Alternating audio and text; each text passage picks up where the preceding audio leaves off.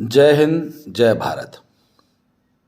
देशवासियों, 2024 नज़दीक आने वाला है और भारत के अंदर भारत के विकास की बात, सबका साथ, सबका विकास और सबके विश्वास को और मजबूत करने के लिए सरकार ने प्रयास प्रारंभ कर दिए।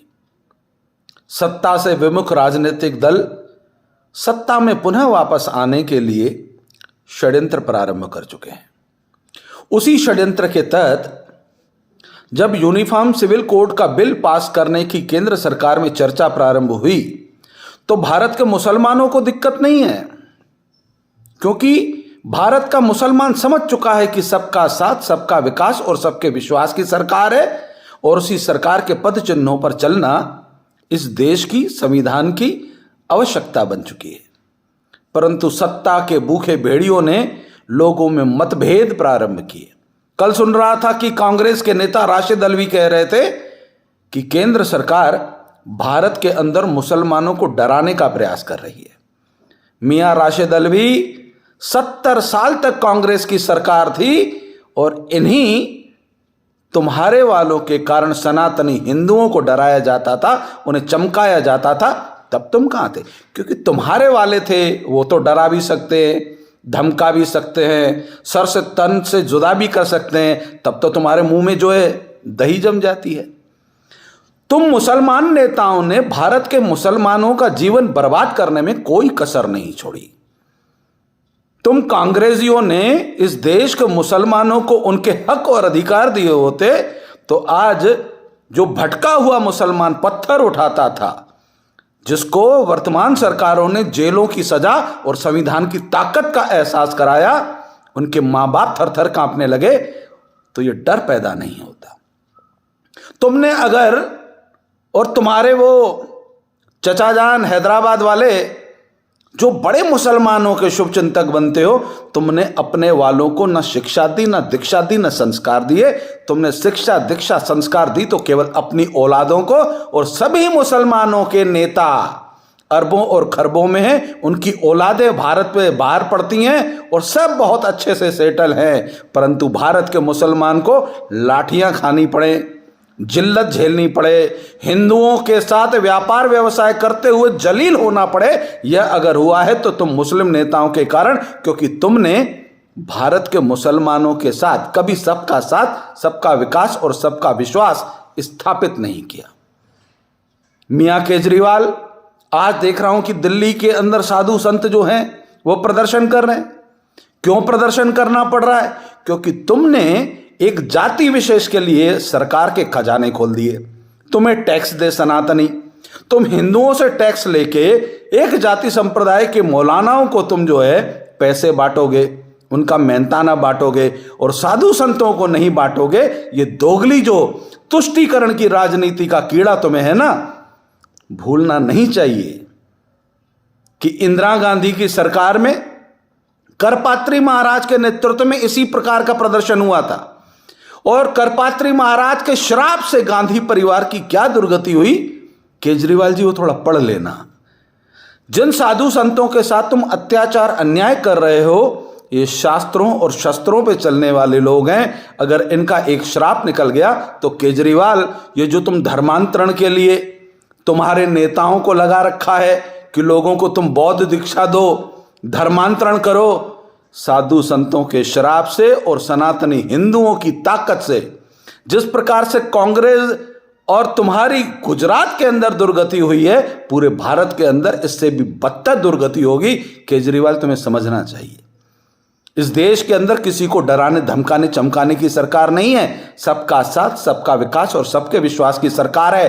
परंतु उसके बाद भी यूसीसी, यूनिफॉर्म सिविल कोड से किसी को डर लगता है।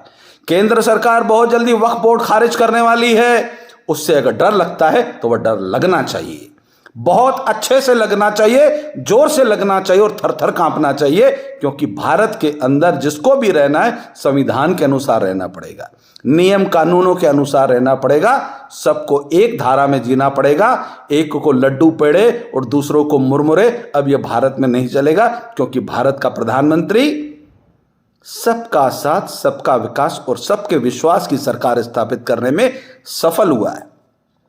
इस देश का मुसलमान समझ चुका है कि उसका हक अधिकार जहां है उससे सरकार उसे वंचित नहीं रखती, परंतु अगर वो पत्थर उठाएंगे, भारत में रहकर पाकिस्तान जिंदाबाद के नारे लगाएंगे, भारत में रहकर भारत विरोधी षड्यंत्रों में शामिल होंगे, तो उन्हें कुचला भी जाएगा, उनके फनों को भी काटा जाएगा। देश के सनातनियों, चाहे तुम कांग्रेस के कार्यकर्ता हो, चाहे कांग्रेस के नेता हो, तुम सपा के नेता हो कि तुम सपा के कार्यकर्ता हो, तुम देख लो, तुम्हारे राजनीतिक दल भारत की अर्थव्यवस्था, भारत के व्यापारियों को बर्बाद करने के लिए विदेशियों के साथ षड्यंत्र मिलाकर झूठी रिपोर्टें तैयार कराते हैं। अडानी पर अब हमले तेज हो गए।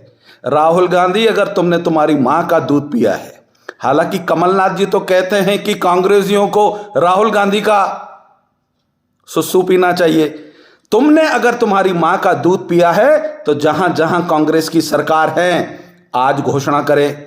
अडानी अंबानी को जितने प्रोजेक्ट तुम्हारी सरकारों ने, उनकी जूतियां चाटी हैं तुम्हारे मुख्यमंत्रियों ने।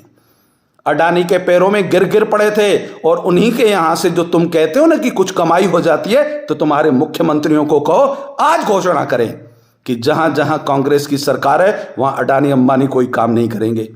तुम नहीं करोगे। मियां राहुल गांधी, तुम दोगले हो, तुम्हारे खून के अंदर इटालियन खून मिला हुआ है, इसलिए तुम भारत के लिए वफादार नहीं हो।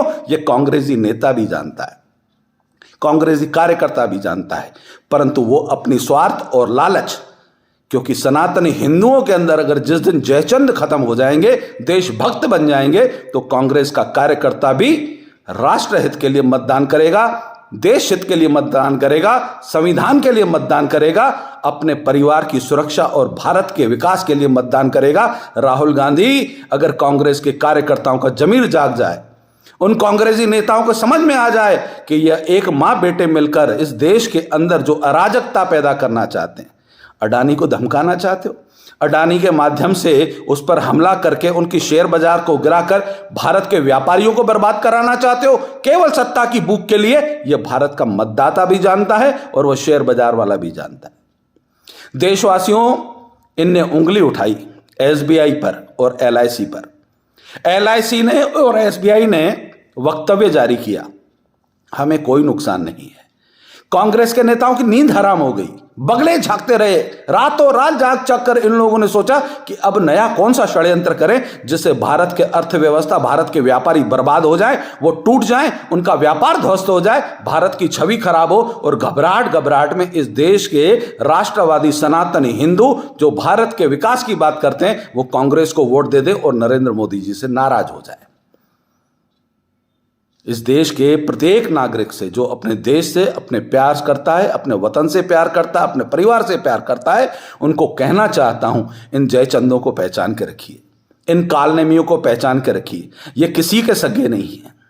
मध्य प्रदेश के अंदर भी कांग्रेस के नेता ऐसे ऐसे टूट पड़े हैं, सब सत्ता के भेड़िए हैं, सबको अपनी भूख है कि हम सत्ता की कुर्सी पर बैठे। जिस प्रकार से 14 महीने उन्होंने मध्य प्रदेश की जनता का भ्रष्टाचार, एक एक प्रशासनिक अधिकारी का 5-5, 6-6 बार ट्रांसफर करवा के पैसे हड़पे, मध्य प्रदेश का प्रशासनिक अधिकारी भी समझ चुका है।